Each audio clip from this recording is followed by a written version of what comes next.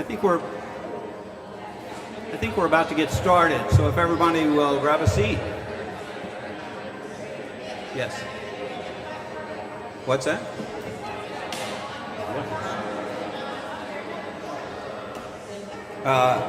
No one's going to be on the platform. No one's up there.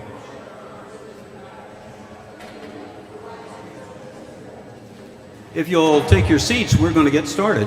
Thank you very much.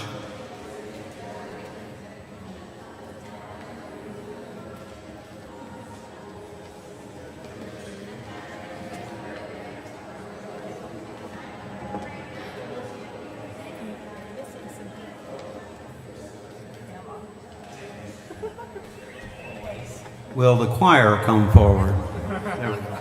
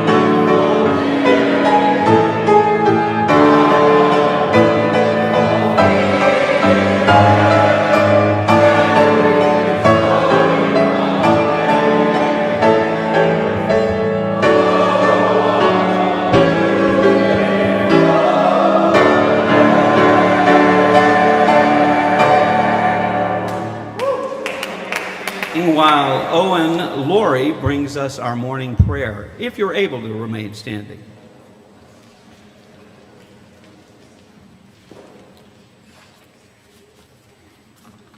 Please remain standing if you are able. The morning prayer is one of Micah Bucey's tiny prayers called For Those Who Need a Miracle. May you marvel at the facts that the sun rose this morning and that you woke up remembering that these everyday things were once thought of as mysterious wonders to celebrate, and may you reframe the mundanity of your day to call you to awe, not in a saccharine dismissal of the very real disappointment and suffering of the world, but in an activating move to remind yourself and everyone that if miracles like sunrises and awakenings continue to occur, we just might be able to conjure even more possibilities just by paying attention. Amen. You may be seated. Phaedra, come on up.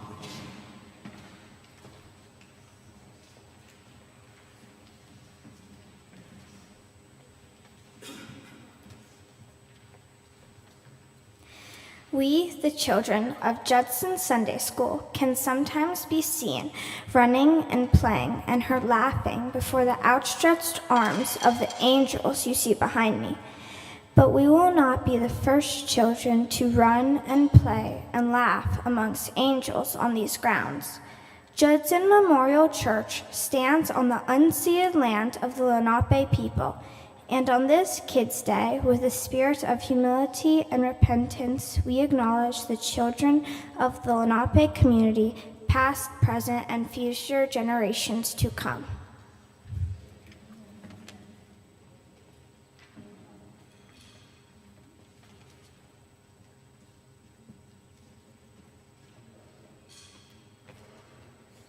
The morning poem is entitled Miracle by Seamus Henney. Not the one who takes up his bed and walks, but the ones who have known him all along and carry him in.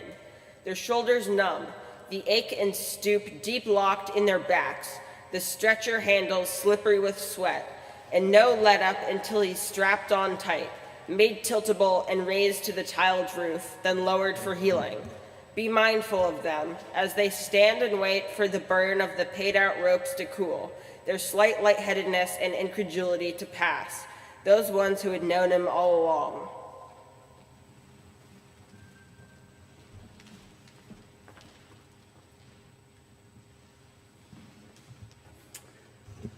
Happy Sunday morning, boys and girls of all ages, and welcome to Judson Memorial Church. It's Kids' Day, our annual celebration of Judson children and youths.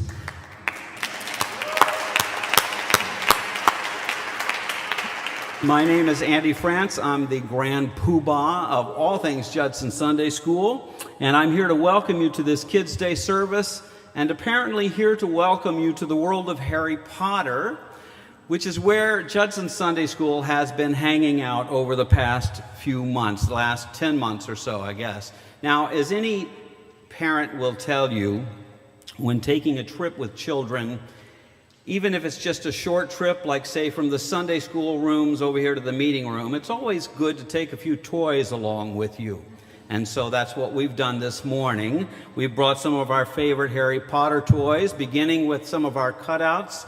You see Harry Potter and his besties Ron Weasley and Hermione Granger, along with our good friend Rubeus Hagrid, who is a half giant, here today standing in a little over 6 feet, but in the books, he's 11 and a half feet tall. Small for a giant, but nevertheless. And in the back, we have Dobby, the house elf. Thank you all so much for the socks. We are going to see that they get to a good use. Dobby has a thing about socks. If you've read the books, you know, and so we decided to have a little fun and do something good with that as well. We also have a lot more toys here. We have just about everything you can imagine, from magic wands to Luna Lovegood's lion hat and her Spectre specs. We have in the back table, we have the Judson Marauders map, copies of that for you. And we also have a copy of Lord Voldemort's Resume of Evil. We'll give you something to read on the subway home in case you don't have anything to read there. What else have we got? We've got a couple of boxes of Bernie Bott's Every Flavor Beans. Watch out for the earwax flavor bean. It's not good. We've tried that before. We've got, one of the things I keep close by, it's Judson's own Polyjuice Potion Flask. I'm going to hang on to this one even after Sunday school year is over for medicinal purposes, of course, but another of our toys, Andy's toy. What else? I think we have every action figure in all 7 books, or just about every one. We've got everybody from Sirius Black to Severus Snape, and everyone in between. The one action figure that we don't have today is Dolores Umbridge. Can I get a boo, brothers and sisters? Boo. That's right, that's right. Dolores broke a leg in transit, and so she's going to stay in my office. But that's okay because we hate Dolores worse than the evil wizard Lord Voldemort. So good riddance to Dolores. All this to say that we've had a lot of fun this year, which we also want to share with you this morning. And so whether you are a Harry Potter fan or not, whether you are a Judson parent or like me, are blissfully child-free, whether you're a longtime Judsonite or a first-time visitor, here in the meeting room or watching remotely, you are very welcome to this Kids Day service. I've introduced you to some of our toys. Now let me introduce you to some of our teachers, aka the Poobettes. And if I could get 4 kids to come up here and help me, we have a little gift. So maybe, Esfahn, would you like to help me? And can I get 3 more kids? Seb, come on up here. 2 more. Owen, Theo, come on up. I'll take the 4 of you guys. When I send you, you can take these, okay? That one, I'll give you these two. Just hang out until I call them, and then you can take that too. Is that okay? All right, the first teacher I want to introduce is not actually here today. She's at a wedding, but you all know Sue Unkenholtz and Ward Sutton's daughter, Yannette, who is a rising senior at St. Olaf's College in Minnesota. I am delighted that she is back with us this summer. She's going to be around beginning next Sunday. She was here last Sunday, but like I said, she had a wedding this weekend. So I hope you'll get a chance sometime this summer to welcome her back to Judson, welcome her back to New York City. And we are, like I say, delighted to have her. Apparently, there is an unwritten rule that says at least one of Nick and Mackie's daughters has to be employed by Judson Sunday School at all times. And this year, we are so blessed to have Penelope Gottlieb Alston with us. She is finishing up her junior year at Eastside Community High School. She recently committed to Brandeis University, where she will, how about that? Penny will be playing soccer at Brandeis beginning in the fall of 24, right? If I got that right. Penny's favorite Harry Potter character is Neville Longbottom, and she counts herself a proud Hufflepuff. Please, Penny, stand up. Everybody give her a round of applause. We'll take that to Penny. Yeah, take that to Ella Turrentine is about to graduate from Beacon High School here in the city this fall. She will enter, and you can have a seat now. Thank you very much. And she will enter Trinity College in Hartford, Connecticut, as the recipient of their prestigious Presidential Scholarship. Congratulations to Ella. Ella's favorite character is Ron Weasley. So please, Ella, did you stand up? Everybody give her a round of applause. Would you take that to her?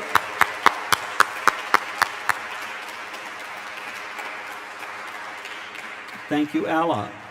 You may not know this to look at me, but I am a bit of a balletomane, a lover of dance, whether it's New York City Ballet, Alvin Ailey, Mark Morris, Martha Graham, Paul Taylor. I couldn't tell you my favorite company, but I can tell you my favorite dancer, and that is Mac Twining. We are so happy to have Mac Twining back with us. Mac, would you stand up wherever you are, somewhere? There you are. Would you take Mac's gift to him? Mac has been a Poobet off and on for 9 years. He started 9 years ago, and he's recently came back to us, and he says he's delighted to be here, but not as delighted as we are to have him. Mac's favorite character is Ms. Minerva McGonagall, right there, one of our favorites as well. And lastly, Josiah Montreville is in his first year at, it's Gutman, right? Am I saying that right, Josiah? Gutman Community College, where he is a liberal arts major, was just elected treasurer for student government, president of the Black Student Union, and where he will be serving as a peer leader next semester. Like Penelope, Josiah's favorite Harry Potter character is also Neville Longbottom, because as Josiah said, despite all the challenges Neville faces, he goes through each day bravely and with a smile on his face. That sounds like Josiah to me. Give it up for Josiah Montreville back there. Stand up, Josiah. Stand up. Thank you, sir.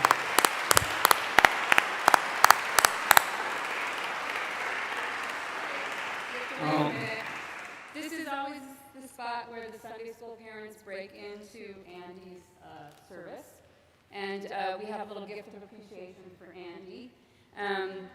And we are breaking tradition this year. Usually he just gets a gift certificate at Cowgirls or City Winery.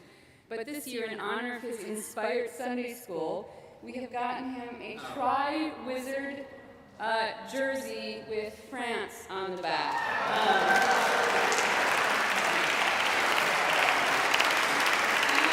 I'm sorry that Grand Poobah did not fit.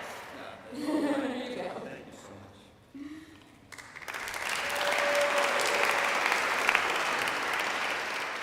All right.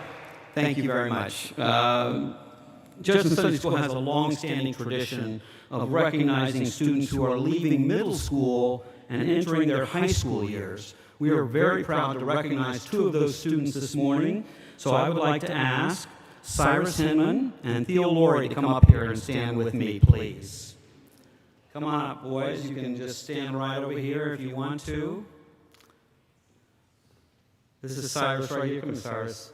Cyrus Hinman is the son of the woman you just saw up here, Kari Thorstensen, and Joel Hinman. I think I see Joel somewhere back there. And Cyrus will be entering the High School of Environmental Studies on West 56th Street in Hell's Kitchen this fall. How about a hand for Cyrus? Stay right here. Theo Laurie is the oldest son of Sarah Kraft and James Laurie, older brother of Owen, one of the grandsons of Irene Tishner and Bob Kraft. Theo is not changing schools, he's just moving on up a level at St. Anne's in Brooklyn Heights. Give it up for Theo. Theo.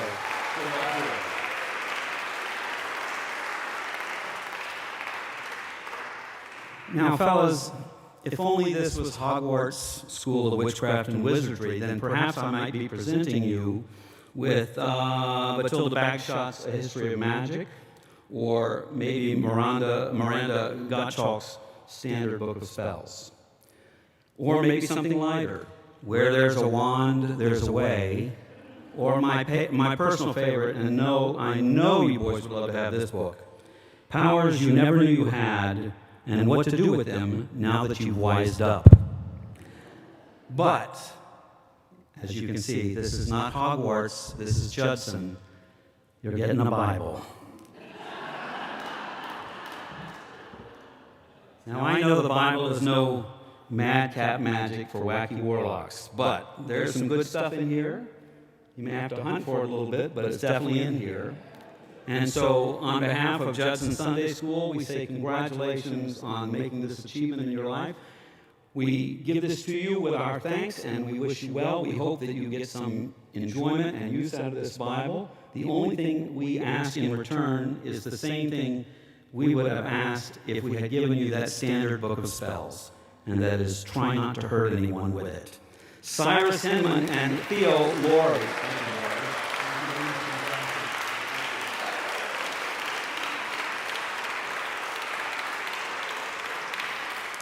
All right. Apparently, Harry Potter is not the only bestseller in the house this morning. Here with today's ancient testimony is Sebastian Funderburg.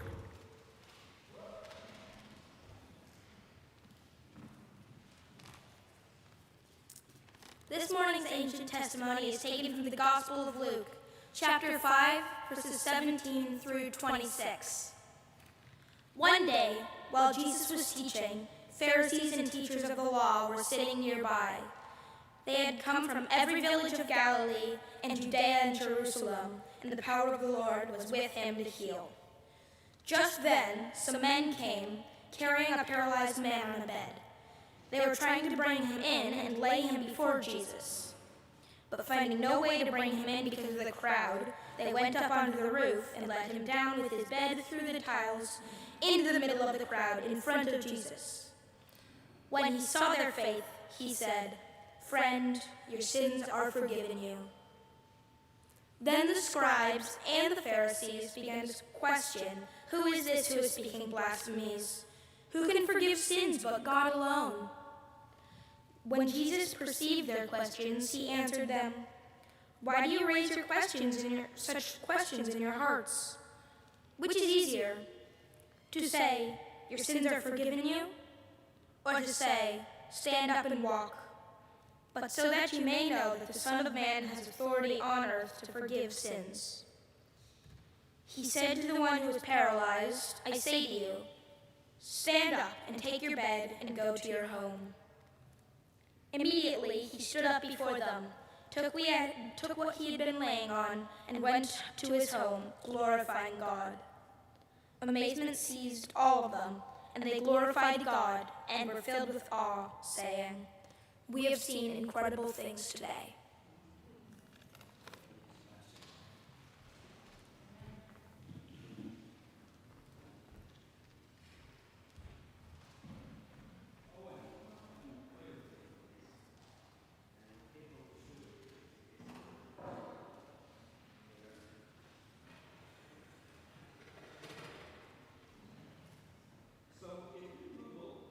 Am I on here? There we go.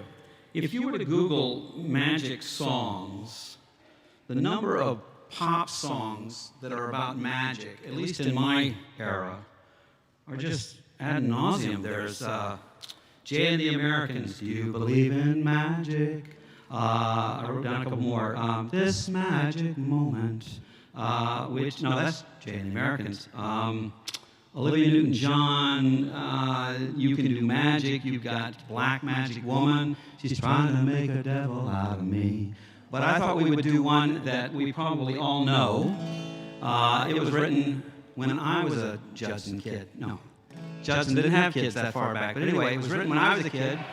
Peter Yarrow and his college roommate, Leonard Lipton, wrote this, I believe, when they were college students at Cornell, I think, if I got that right. Anyway, we're going to do this, and my friend Owen is going to help me play this, and I think that's all we need to say, right? Okay, so here we go.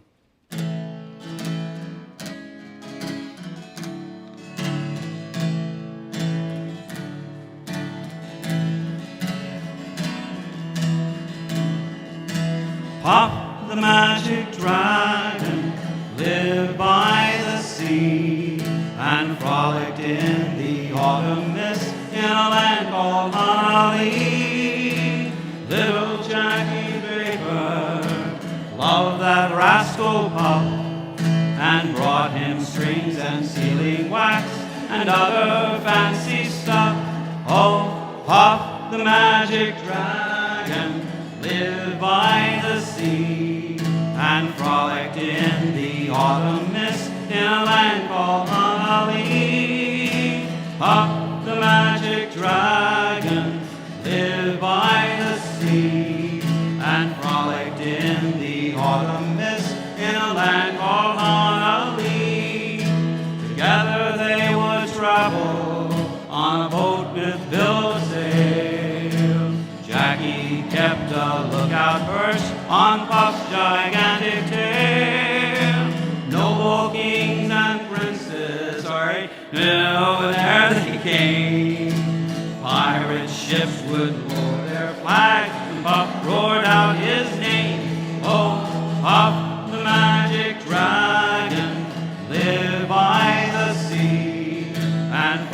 frolicked in the autumn mist in a land called Honolulu. Puff the magic dragon lived by the sea and frolicked in the autumn mist in a land called Honolulu. The dragon lives forever, but not so, little boy.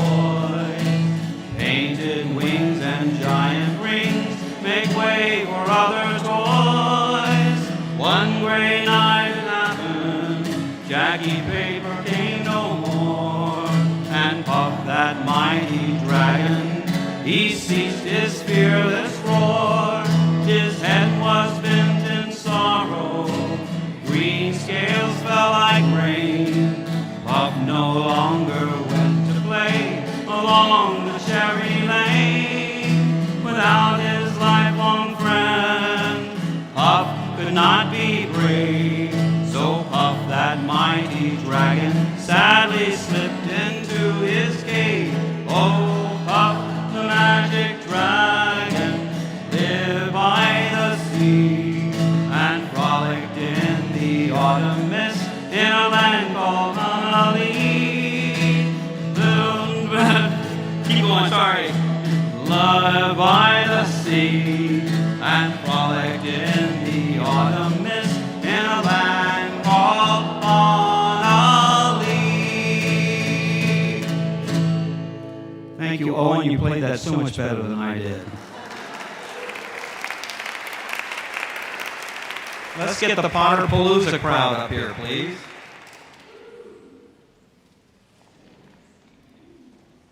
And Potterpalooza crowd, you can stand at that mic or this mic. Espag, why don't you stand that way? There's a step there if you need it. Penny will help you. And Emma, you can pick either one you want to. Yeah, good. I'm going to get out of the way. Oh, where is my ukulele girl? Come on up here, and we'll do it right here. I forgot to tell you this, Jake. She's going to start this with a U right here, if that's okay. So, where you at? Right there. You guys know what to do? Right there, get close, jump in, it's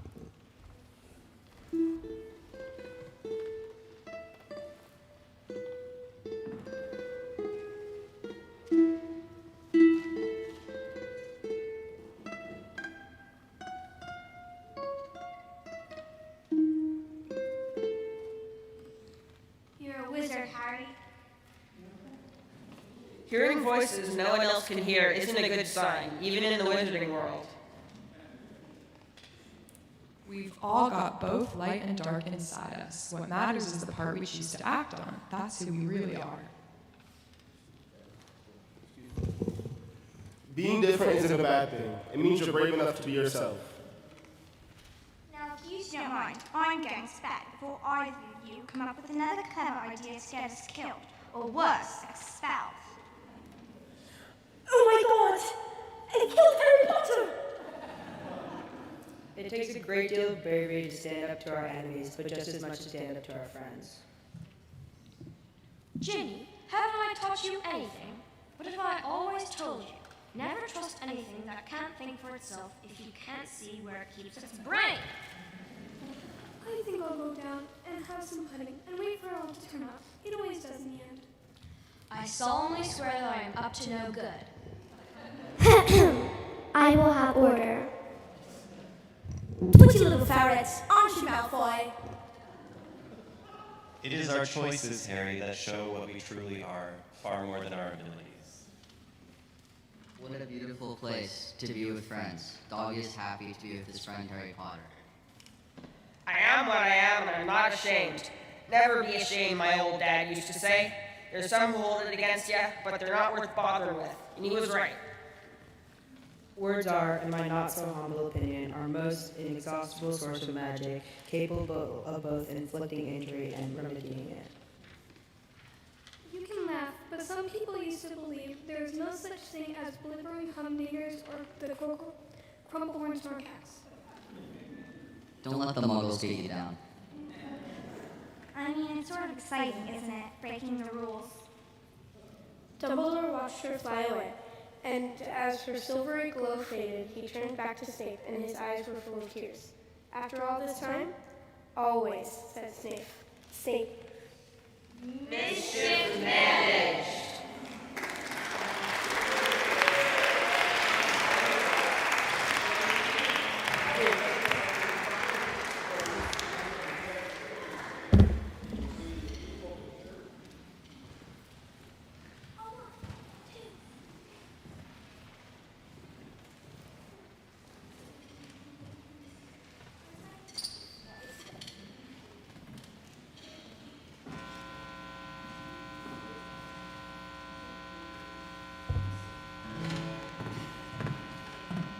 While we're getting set up, I don't know if you're fans of this Canadian band Arcade Fire, but they actually did a week here at Judson, and they're all over YouTube if you ever want to see their show. They were set up on the stage and everything, so it's a real treat for us to get to do a song off their latest album, which is Unconditional One, Look Out Kid. Now, we're aware that Look Out normally has a space in between it, but that's the way they put it in their album, so you know rock stars, they just do whatever they want to. So anyway, are we ready? Are we all set?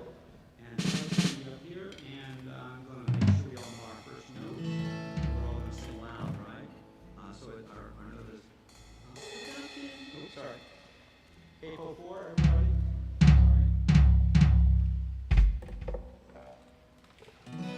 Look out, kid. Okay, ready? Right there.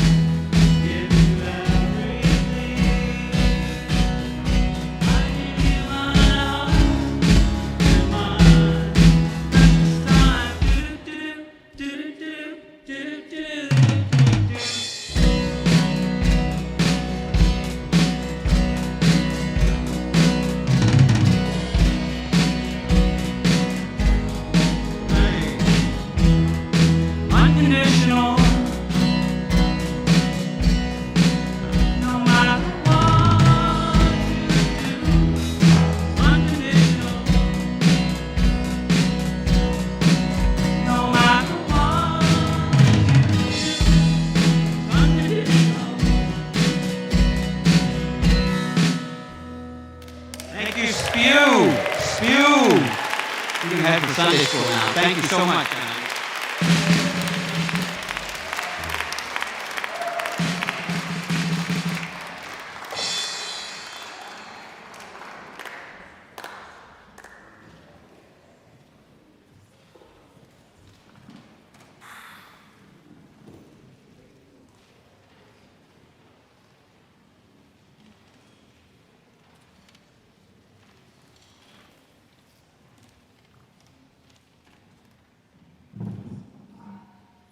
I could really use this right about now, but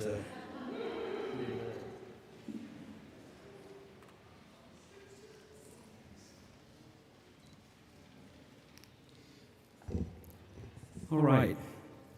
Well, last June, I came across an article somewhere that mentioned how the first Harry Potter novel, Harry Potter and the Philosopher's Stone, was about to turn 25 years old. It was originally published in the United Kingdom on June 26, 1997. Here in the States, it would be another 14 months before Harry Potter and the Sorcerer's Stone, as it's titled here, would be published on September 1st, 1998. Our 25th anniversary awaits us later this summer. Let me just ask, how many of you have read at least one of the Harry Potter novels or seen one of the movies? Would you raise your hand? All right, that's a good show. That's not surprising. Thank you very much. Given that these 7 Harry Potter novels have so far sold more than 600 million copies, making it the best-selling book series in history. Jesse Thompson of the British newspaper The Independent describes Harry Potter as the last great collective obsession of an analog age. She says it came from a time before binge watching, before memes, it came before Amazon Prime. We used to do this thing called waiting, she says. Our online, on-demand culture has changed our habits so fundamentally that it's remarkable to think that a significant number of those millions of Harry Potter readers actually had to go to a bookstore to get their copies. So ravenous were readers' appetites that by the 4th book, Harry Potter and the Goblet of Fire, bookstores were opening at midnight so that readings could begin within seconds of release. Those midnight parties didn't happen before Harry Potter, and they haven't happened since. 600 million copies. That's like everybody on the planet but moi. I don't know how I missed out on the Harry Potter phenomenon. It could be because I just never saw myself as part of the target audience. I'm not 11 years old. I'm not the parent of an 11-year-old. Through the years, the books kept coming, and I just never got around to reading them. And then, of course, a few years ago, the author of Harry Potter, J.K. Rowling, began making her anti-transgender remarks, hurting a lot of people, many of whom began jumping off the Harry Potter bandwagon before I had even jumped on. I'm not sure what's in the water these days, but doesn't it seem as if some of our most beloved cultural heroes are turning out to be real jerks? Anyway, as I was saying, last June, after reading that Harry Potter and the Sorcerer's and the Philosopher's Stone was about to turn 25, I thought to myself, perhaps it's time I finally got around to reading it, and so I did. And then I read Harry Potter and the Chamber of Secrets. And then I read Harry Potter and the Prisoner of Azkaban, Harry Potter and the Goblet of Fire, Harry Potter and the Order of the Phoenix, Harry Potter and the Half-Blood Prince, and then lastly, Harry Potter and the Deathly Hallows. Now, if you are, as I was, one of the few people on earth who has not read Harry Potter, it's the story of an orphan boy named Harry Potter, who on his 11th birthday discovers that not only is he a wizard, but that the time has finally come for him to leave the abysmal foster home in which he was raised and go off to a boarding school, Hogwarts School of Witchcraft and Wizardry, where he will learn spells and potions and charms and how to fly, using a broom, of course. Hogwarts, where owls deliver the mail, where the portraits lining the walls speak to you, where a ghost might be your history of magic professor, a werewolf teach you defense against the dark arts, and where Harry would meet the first true friends of his life. Hogwarts was also where Harry would learn the truth about his family's past, that just as in the Muggle or non-magic world, not everyone you meet will be good, and that sometimes life does not wait for us to grow up before we're called upon to stand up against evil. Look, J.K. Rowling is no Shakespeare, but these books are incredibly imaginative, not to mention very funny, and quite frankly, scary as hell.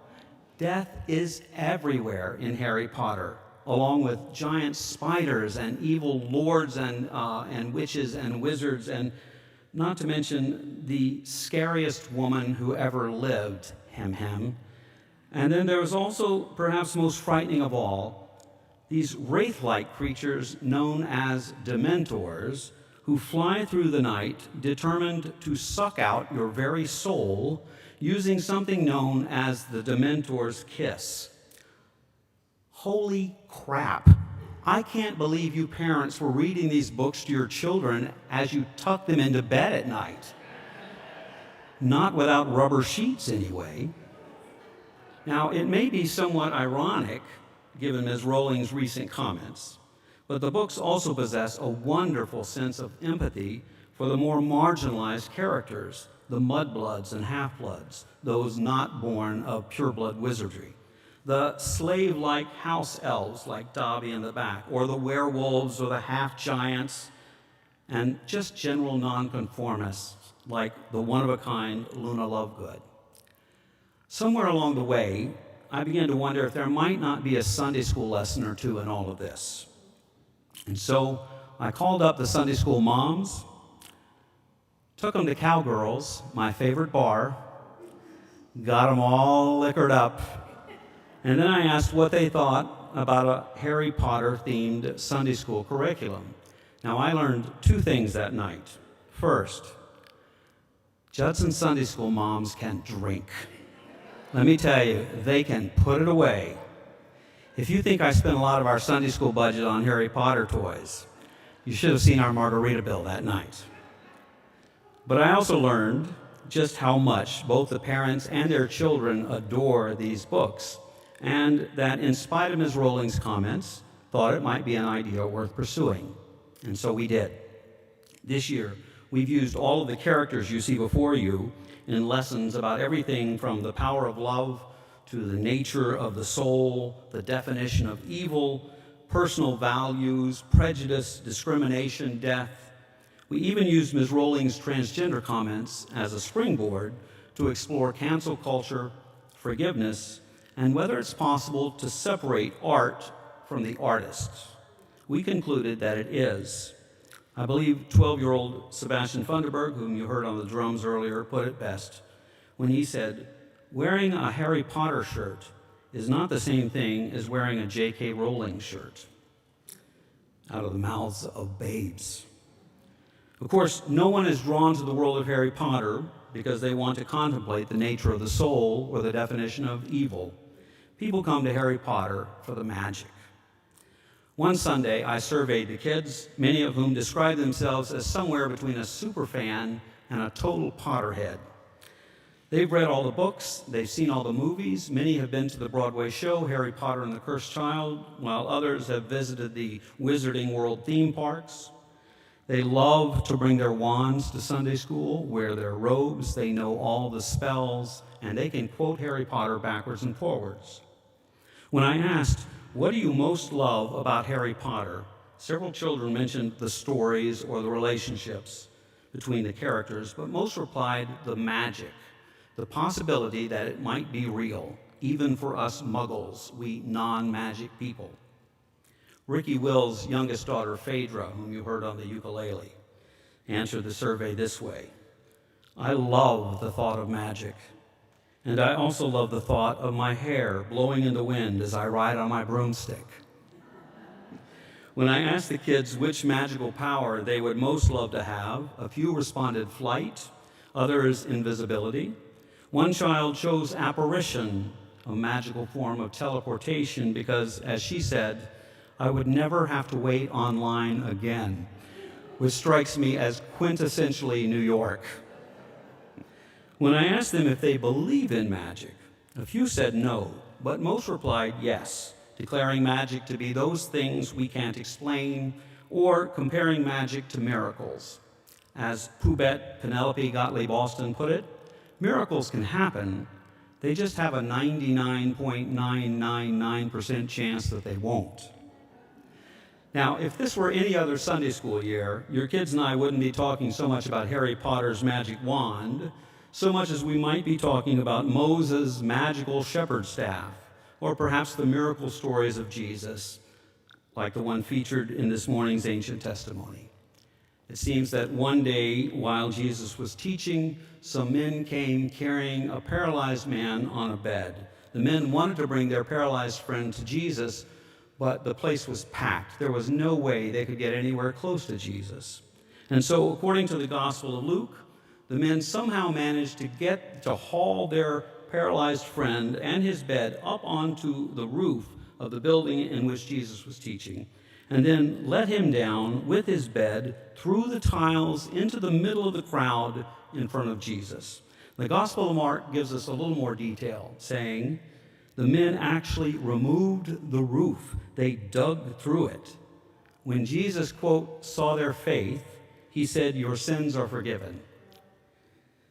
Whether Jesus was talking about the sin of tearing up somebody else's roof, I have no idea.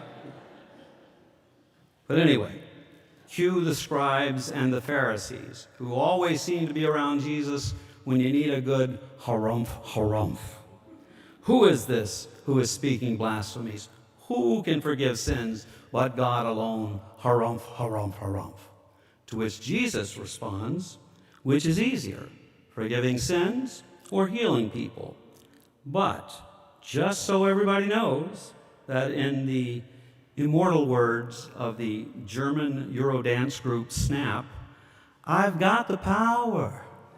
Jesus said to the paralyzed man, stand up, take your bed and go home. And the paralyzed man did just that. Now, for the gospel writers, the miracle is found in the paralyzed man being healed by Jesus. For the Irish poet, Seamus Heaney, the author of this morning's poem, Miracle, the miracle occurs not in the final moments in some crescendo to the story, but in the people who bear the weight of the one struck down.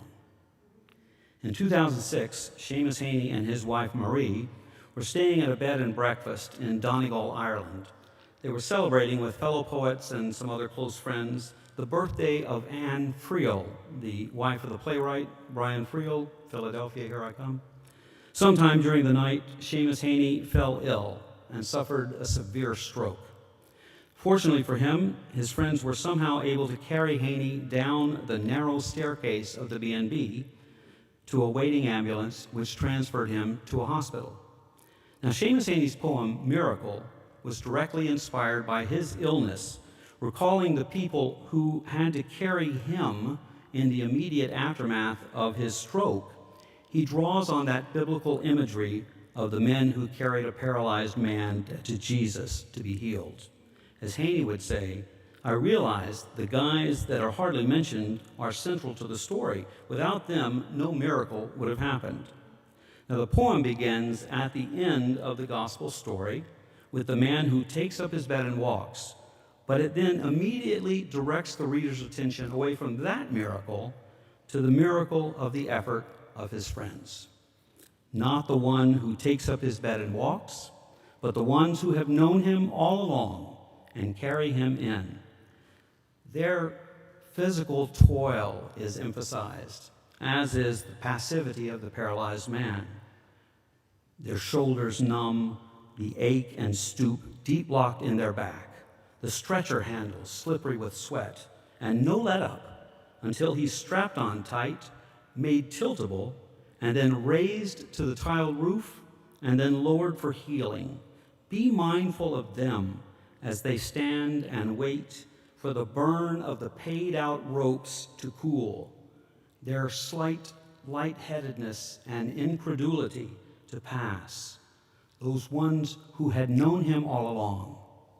Be mindful of them, those ones who had known him all along. The gospel story is a celebration of the men's faith in Jesus' miraculous powers. Seamus Haney's poem is a celebration of, as one writer put it, the ordinary miracle of kindness. Now, in the first of the 7 Harry Potter novels, Harry Potter and the Sorcerer's Stone, as we know it here in the States, there's a 3-way confrontation between 1, 11-year-old Harry Potter, 2, Professor Quirinus Quirrell, his Defense Against the Dark Arts teacher, and 3, the disembodied soul of the principal villain of the novels, the evil wizard Lord Voldemort, who was at that time residing in the back of Professor Quirrell's head. If you think that Christianity's take on the soul is complicated, it ain't got nothing on Harry Potter. Now, the backstory to this confrontation is that 10 years earlier, Lord Voldemort killed Harry's parents, Lily and James Potter, and he tried to kill baby Harry, only to have the killing curse, Avada Kedavra, rebound off Harry and strike Voldemort's own body. Harry Potter was left with a lightning bolt-shaped scar on his forehead and the moniker, the boy who lived. But Voldemort's body was destroyed, get this, leaving nothing but a piece of his mutilated soul to wander the forests of Albania until Professor Quirrell came strolling along with his cozy cranium condominium, complete with its picturesque posterior views for Lord Voldemort's mutilated soul to inhabit. Now, in the book's penultimate scene, Harry has something that Lord Voldemort wants, namely the Sorcerer's Stone, said to contain the elixir of life, which would give Voldemort what he craves most, immortality, as he looks to regain his fighting form, not to mention a more suitable sublet than the back of Quirrell's noggin. And so, Quirrell, under the influence of Voldemort, fights Harry for the stone. But every time Quirrell goes to grab a hold of Harry, his skin is horribly burned. Harry, realizing this, grabs a hold to the screaming in pain Quirrell, even as Lord Voldemort is yelling out of the back of Quirrell's head, "Kill him! Kill him!" The story then cuts to the hospital wing, where a recuperating Harry wakes up to see the face of the kindly old headmaster of Hogwarts, Professor Albus Dumbledore, who fills Harry in on what happened after Harry apparently passed out. Professor Quirrell is dead, Lord Voldemort has vanished, and the Sorcerer's Stone has been destroyed. When Harry asks Professor Dumbledore how it was that he was able to survive this ordeal, Dumbledore tells Harry that he was protected by the power of his mother's love. Your mother died to save you, Dumbledore says. If there's one thing Voldemort cannot understand, it's love. To have been loved so deeply, even though the person who loved us is gone, will give us some protection forever. Time and time again, throughout all 7 Harry Potter novels, love proves itself to be more powerful than all of the magic of Hogwarts, more powerful than all of the witches and wizards, more powerful than all the spells, all the potions, all the charms. And when I tell your kids this, they look at me like, yeah, well, no. We'd still rather have a magic wand. To which I have to say, sorry, kids, love is all we have. And this is where our Muggle world and the magical world of Harry Potter meet. Because for you and for me, and yes, even for Harry Potter, Love is the real magic. Love is powerful. Love is life-changing. And love is, as your children sang earlier this morning, unconditional, available to all, magics and muggles, transgender, cisgender, non-binary, every last one of us. Let me close by recalling a conversation between the headmaster of Hogwarts, Professor Albus Dumbledore, and the evil wizard, Lord Voldemort. This comes from the 6th novel, Harry Potter and the Half-Blood Prince. Voldemort says, "I have experimented. I have pushed the boundaries of magic further perhaps than they have ever been pushed."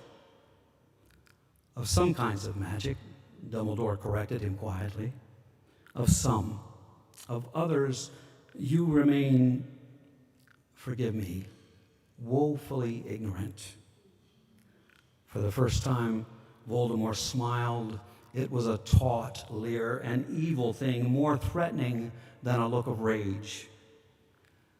"The old argument," he said softly. "But nothing I have seen in the world has supported your famous pronouncements that love is more powerful than my kind of magic, Dumbledore." To which Dumbledore replied, "Perhaps you have been looking in the wrong places." This is our calling, my fellow Muggles, and the age-old challenge, that when others look to us, they might see unconditional love. They might see the ordinary miracle of kindness. They might see magic. Amen? Mischief managed.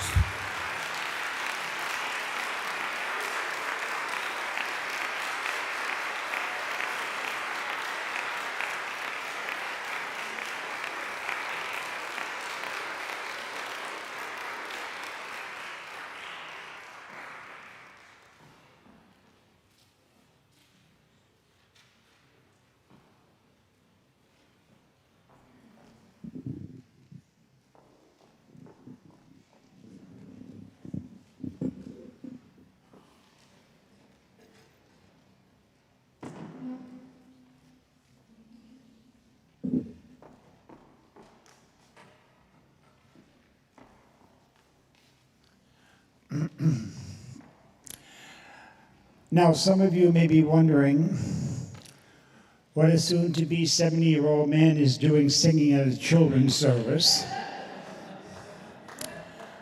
Please let it known that I always have been, am, and will always be a child at heart. I have also done some very childish things. I've also learned that most adults do more childish things than children. But they can all do magic. And now I will sing magic.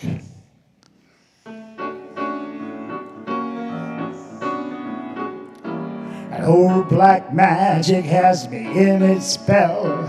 That old black magic that you weave so well. Those icy fingers up and down my spine. That same old witchcraft when your eyes meet mine. That same old jingle that I feel inside. And when that elevator starts to ride, baby, down and down I go. Round and round I go. Like a leaf caught in the tide. I could stay away, but what can I do? I hear your name and I'm aflame with just a burning desire that only your kiss put out the fire.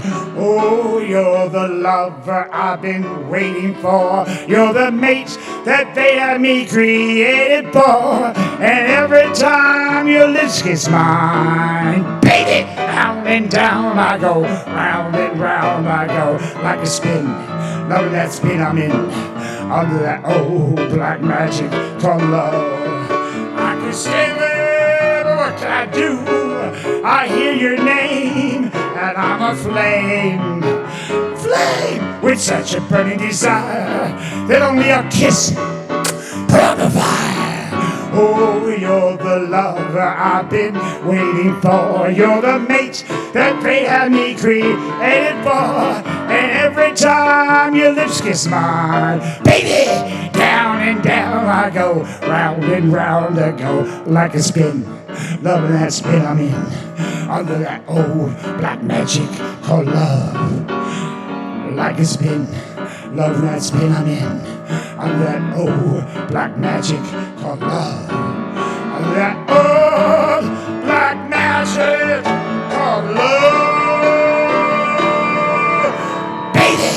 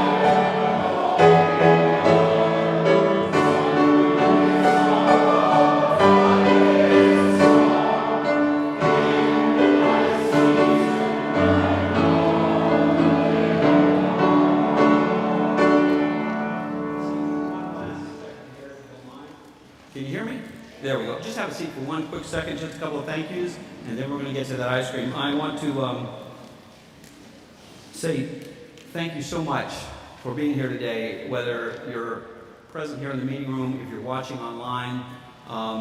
As Dobby the house elf says, what a beautiful place to be with friends. And it's so beautiful to be with all of you up in this meeting room today. I also want to thank a few folks. I want to thank all of the parents who are here today and their kids for your participation in our program this year. I have no idea what we're going to do next year. I know this. I don't know how you get kids to go back to Canaan after they spent a year at Hogwarts. Good luck, Moses. Anyway, I also want to thank Melissa Jameson, my Sunday morning coffee buddy. She couldn't be with us that weather this week. Kept her in Houston, but she's coming back soon. And thank her for all her help for us all year long. Thank Asia Harris for her help putting the bulletin together. I want to thank Ruby.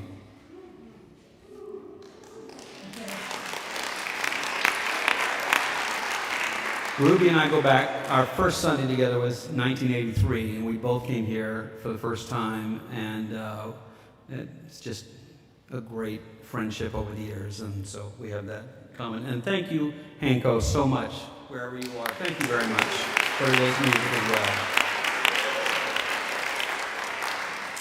well. Today's benediction is a poem about ordinary miracles.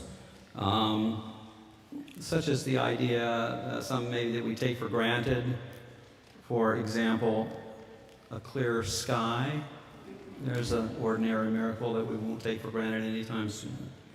The poem is by one of my favorite poets, the Nobel Prize winner from Poland, the late Wisława Szymborska, and it's called Miracle Fair. The commonplace miracle that so many common miracles take place. The usual miracle, invisible dogs barking in the dead of night. One of many miracles, a small and airy cloud is able to upstage the massive moon. Several miracles in one. An alder is reflected in the water and is reversed from left to right and grows from crown to root and never hits bottom, though the water isn't deep. A run-of-the-mill miracle. Winds mild to moderate, turning gusty in storms. A miracle in the first place. Cows will be cows. Next, but not least, just this cherry orchard from just this cherry pit. A miracle minus top hat and tails, fluttering white doves. A miracle, what else can you call it?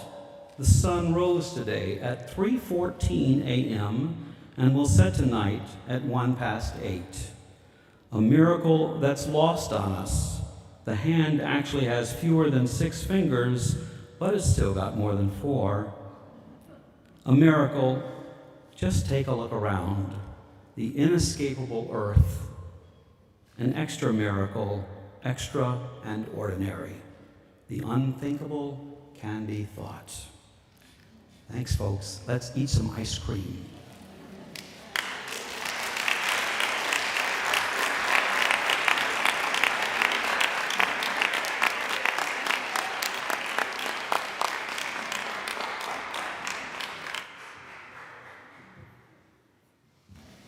Folks, another round of applause for Andy France here.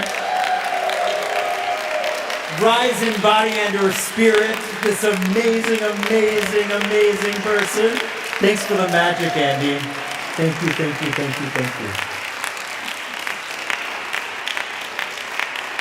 And another miracle to announce to all of you, there is an event after we eat our ice cream, so you don't have to put the chairs away today.